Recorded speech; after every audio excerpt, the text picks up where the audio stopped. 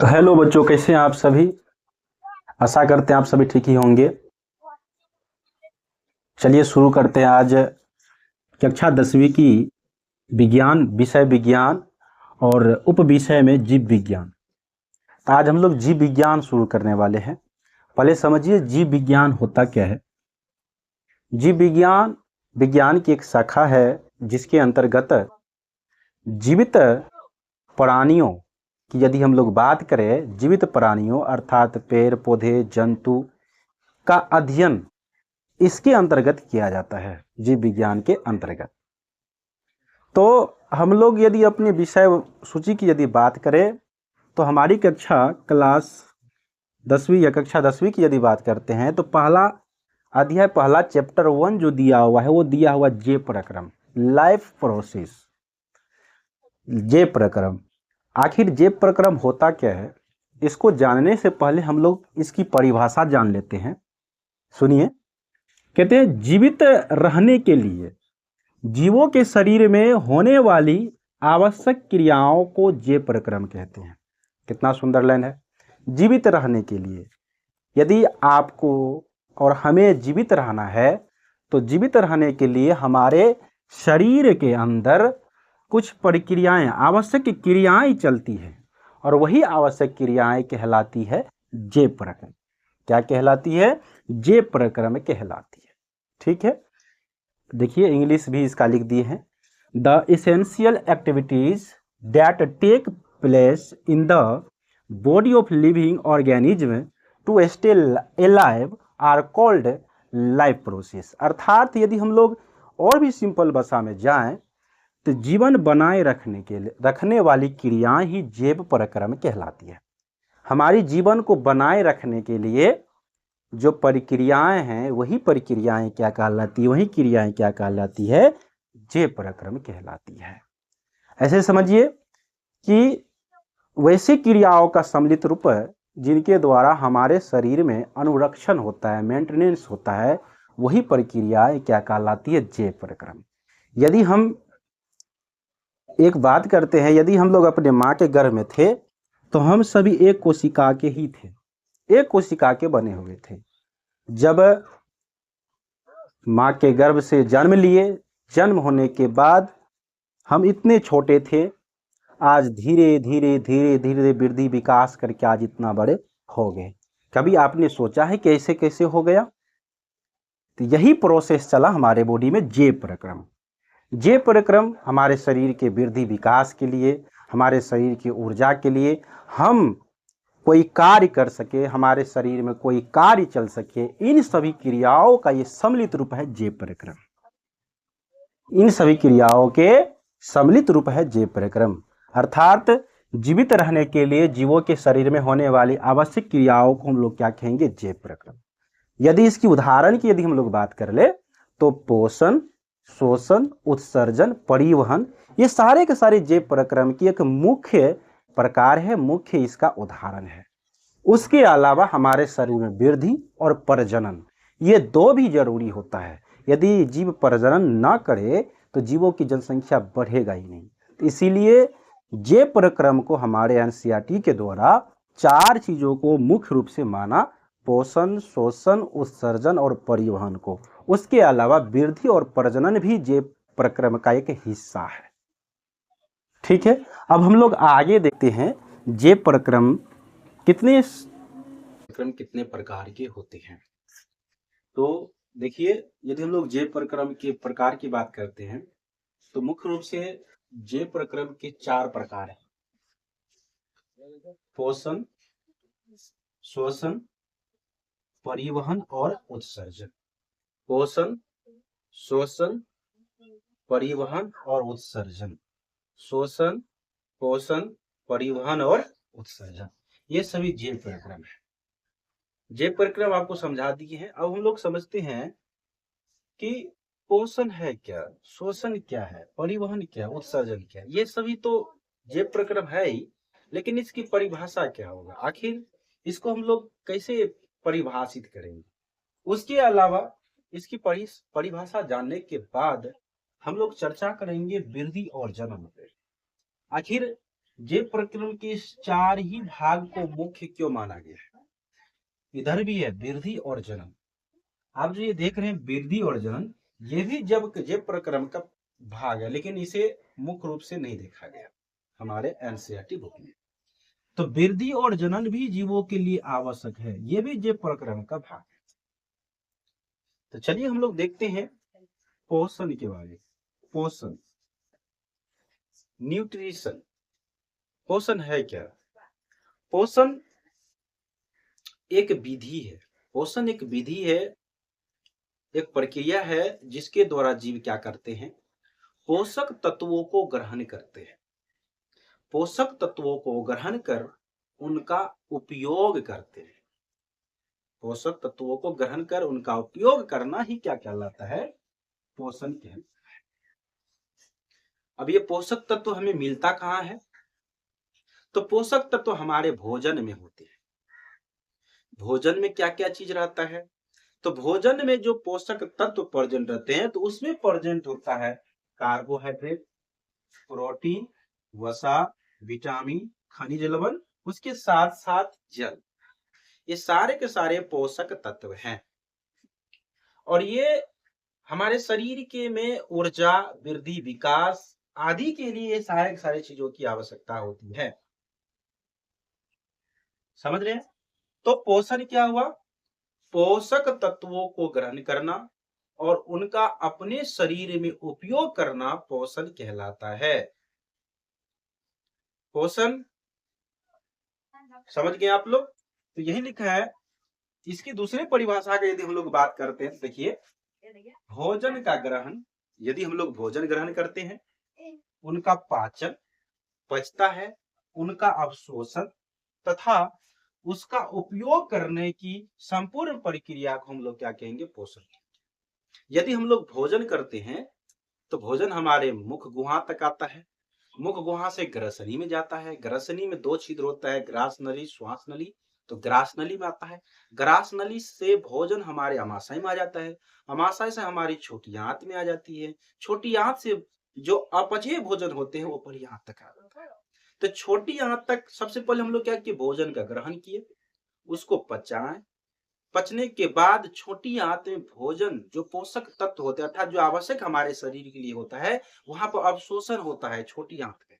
जब भोजन का अवशोषण होता है तो अवशोषित होकर के हमारे खून में मिलता है और ये हमारे खून में मिलने के बाद ये भोजन हमारे शरीर के प्रत्येक कोशिकाओं तक जाता है। क्यों हमारे शरीर के प्रत्येक कोशिकाओं तक जाता है? क्योंकि कोशिकाओं में प्रेजेंट होता है माइटोकॉन्ड्रिया और माइटोकॉन्ड्रिया को आप लोग जानते हैं ऊर्जा गृह कहते हैं। अर्थात हमारे शरीर में ऊर्जा का निर्माण करने का काम माइटोकॉन्ड्रिया ही करता है और माइटोकॉन्ड्रिया में ऊर्जा बनता है और वही ऊर्जा हम लोग अपने कार्य करने के लिए हमारे शरीर के आंतरिक कार्यों या बाहरी कार्यों करने के लिए हम उस ऊर्जा का प्रयोग करते हैं। उसके अलावा हमारे शरीर में टूटे फूटे अंगों की मरम्मत के लिए भी आवश्यक होता है। तो ये लंबा प्रोसेस है।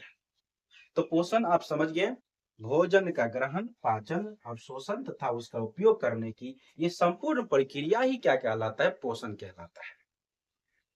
अब दूसरा टॉपिक हम लोग देखते हैं पोषक तत्व।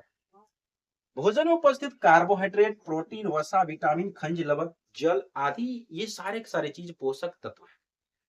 अब भोजन में कार्बोहाइड्रेट मिलता कहाँ है? कहाँ से? अब हम लोग को ये मन विचार जरूर प्रकट होगा कि ये कार्बोहाइड्रेट होता क्या है। यदि हम लोग भात रोटी जब खाते हैं ना तो उसमें होता है कार्बोहाइड्रेट। जो खाते हैं ना वही कार्बोहाइड्रेट होता है, हमारे शरीर में ऊर्जा देता है और ऊर्जा क्या करता है? काम करने की क्षमता। हम जितना काम करते हैं वही हमारी ऊर्जा है और ऊर्जा किससे निर्माण होता है? कार्बोहाइड्रेट। प्रोटीन, हमारे शरीरों का अंगों का निर्माण प्रोटीन से हुआ है। आज जो हम यहाँ ऐसे खड़े हैं, आप देख रहे हैं आपका शरीर किनसे बना हुआ है? प्रोटीन से मिलकर बना हुआ है। वसा, यदि हम लोग तिलहन पदार्थ खाते हैं तो उसमें वसा होता है। विटामिन, हरे हरे साग सब्जी खाइए, सब में विटामिन होता है। खनिज लवण, जैसे जितने हरे साग सब्जी खाते हैं उसके अलावा फल सब खाते हैं उसमें खनिज होता है। और जल भी पोषक तत्व का हिस्सा है क्योंकि जल के माध्यम से ही सारा कार्य हमारे बॉडी में होता है। और जल हमारे शरीर में तापों को नियंत्रित करता है। ये ऊर्जा देता नहीं है, लेकिन फिर भी ये जल भी हमारे पोषक तत्व के भाग है। अब आगे हम बहुत बात करते हैं। पोषण तो देख लिए, पोषण क्या है? एक विधि है जिसके द्वारा जीव पोषक तत्वों को ग्रहण करता है, उनका उपयोग अपने शरीर के अंदर करता है, तो पोषण कहलाता है। अब शोषण क्या है? क्या आप सांस लेते हैं? हम सांस लेते हैं, श्वसन कहलाएंगे। सांस लेना श्वसन कहलाता है। सांस क्यों लेते हैं? क्योंकि श्वसन क्रिया के द्वारा सांस जब लेते हैं तो वो प्रोसेस श्वसन क्रिया हो गया। तो श्वसन क्रिया के द्वारा क्या करते हैं हम लोग? वातावरण से ऑक्सीजन गैसों को ग्रहण करते हैं। आपको बताए हैं, पोषण के द्वारा हमारे शरीर के प्रत्येक कोशिकाओं तक ये पहुंचता है। पोषण के द्वारा पोषक तत्व पहुंचता है। पोषक तत्व मुख्य रूप से खास करके बात करते हैं ग्लूकोज की बात, कोशिकाओं तक पहुंचता है। श्वसन क्रिया के द्वारा हमारे शरीर के अंदर पहुंचता ऑक्सीजन। जब पोषण क्रिया द्वारा पोषक तत्व यानी ग्लूकोज और श्वसन क्रिया द्वारा ऑक्सीजन चलता है, और तब जाकर के हमारे शरीर के प्रत्येक कोशिकाओं माइटोकॉन्ड्रिया में जाकर के ऊर्जा का निर्माण होता है। तो श्वसन क्रिया भी हमारे लिए बहुत जरूरी है। उसके अलावा परिवहन। अब देखिए, जब पोषक तत्व ग्रहण करते हैं, उसका भोजन का जो पचता है, तो पचने के बाद क्या होता है? अवशोषण। अवशोषित होकर कहाँ जाते हैं? हमारे खून में आता है। तो खून क्या करता है? खून का मुख्य कार्य होता है परिवहन, एक जगह से दूसरी जगह ले जाना। भोजन हो, पोषक भोजन हो, हार्मोन हो, बहुत सारे ऐसे चीज होता है जो रक्त हमारे शरीर में चलते रहता है, और ये खाद्य पदार्थों को, सजीव पदार्थों को एक स्थान से दूसरे स्थान तक पहुंचाने का कार्य करता है। तो ये परिवहन भी हमारे शरीर के लिए बहुत जरूरी है। अगला है उत्सर्जन। आपको पता होना चाहिए, यदि हम लोग भोजन ग्रहण करते हैं तो भोजन ग्रहण करने के बाद क्या सारा का सारा भोजन हमारे शरीर में ही लग जाता है? क्या सारा का सारा यूज हम अपने शरीर में ही कर लेते हैं? क्या वो सारे के सारे जितने चीज हम लोग भोजन के रूप में ग्रहण किए, क्या वो सारे के सारे चीज हमारे शरीर के लिए ही आवश्यक हो जाता है? नहीं। कुछ ऐसे पदार्थ होता है जिसे हम लोग बेकार पदार्थ कहेंगे, उत्सर्जी पदार्थ कहेंगे, जो हमारे शरीर के लिए आवश्यक नहीं होता है। जब लोग भोजन ग्रहण करते हैं, हमारे शरीर में भोजन पचता है, पचने के बाद कुछ अपशिष्ट पदार्थ भी होता है, और वो अपशिष्ट पदार्थ को हमारे शरीर से बाहर निकालना बहुत जरूरी होता है। और जिस प्रक्रिया के द्वारा हमारे शरीर से वो पदार्थ बाहर निकलता है, वही होता है उत्सर्जन। ये भी जैव प्रक्रम का सबसे महत्वपूर्ण भाग है। जिसे हमारे फेफड़ा एक उत्सर्जन प्रक्रिया में भाग लेता है, हमारी किडनी एक उत्सर्जन प्रक्रिया में भाग लेता है। तो हम लोग इस सब की चर्चा आगे की क्लास में करेंगे, ठीक है। अभी हम लोग पोषण देखिए। अब हम लोग बात करते हैं पोषण के प्रकार। पोषण कितने प्रकार के होते हैं? पोषण की यदि हम लोग बात करते हैं, तो पोषण दो प्रकार के होते हैं। एक होता है स्वपोषण, दूसरा होता है परपोषण। Autotrophic nutrition, heterotrophic nutrition. अब स्वपोषण क्या है? स्वपोषण समझते हैं। स्वपोषण सेल्फ न्यूट्रिशन, अर्थात स्वपोषण पोषण की एक विधि है। इसमें जीव क्या करते हैं? अपना भोजन स्वयं बना लेते हैं अपने ही शरीर में, और उसका उपयोग करता है। यही है स्वपोषण। ऐसा कोई दुनिया में जीव है? हाँ, आपके सामने जो जितने सारे पेड़ पौधे हैं, सभी हरे पेड़,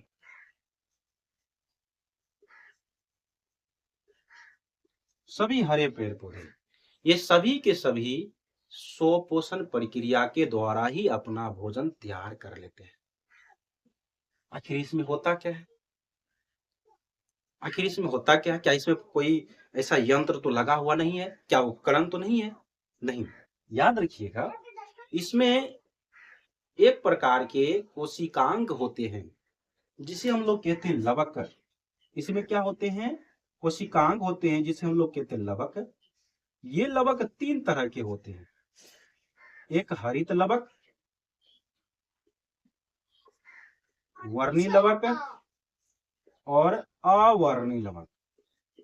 हरित लवक इसके लिए बहुत इंपॉर्टेंट है, क्योंकि हरित लवक में पाए जाते हैं पर्णहरित। क्या पाए जाते हैं? पर्णहरित, और पर्णहरित को हम लोग बोलते हैं क्लोरोफिल। पर्णहरित को इंग्लिश में क्या बोलते हैं? क्लोरोफिल। और यही क्लोरोफिल क्या करता है? स्वपोषण प्रक्रिया को संपन्न करता है। तो स्वपोषण क्या हो गया? पोषण की एक विधि हुआ जिसके द्वारा जीव अपना भोजन स्वयं संश्लेषित अपने बॉडी में कर लेता है। तो इसकी चर्चा हरे पेड़ पौधों में जो प्रोसेस, प्रकाश संश्लेषण भी प्रोसेस होता है, उसको हम लोग आगे देखेंगे। हम लोग दूसरी बात करते हैं परपोषण। देखिए, परपोषण एक ऐसा विधि होता है, या पोषण की एक ऐसा विधि कहिए, इसमें जीव अपना भोजन स्वयं नहीं बनाता है, ये अपना भोजन किसी दूसरे जीवों से ग्रहण करता है या दूसरे जीवों पर डिपेंड रहता है। ऐसे पोषण को हम लोग पोषण की विधि को कहते हैं परपोषण। परपोषण ये इसमें कौन से जीव भाग लेते हैं? हम, आप, दुनिया के जितने सारे हरे पेड़ पौधों को छोड़ करके जिसमें क्लोरोफिल नहीं है, उन सबों को छोड़ करके, उन सबों को, मतलब जिसमें क्लोरोफिल है उन सबों को छोड़ करके जिसमें नहीं है, वो पेड़ पौधे हो या जीव जंतु हो या छोटे कीड़े मकोड़े या सूक्ष्म जीव हो, सारे के सारे वो सभी के सभी क्या होते हैं? परपोषण प्रक्रिया द्वारा अपना भोजन तैयार करते हैं। तो क्लास आज यहीं तक रहेगा। आगे हम लोग देखेंगे परपोषण के प्रकार, परपोषण कितने प्रकार के होते हैं, ये सारे के सारे चीजों को हम लोग आगे देखेंगे। जय।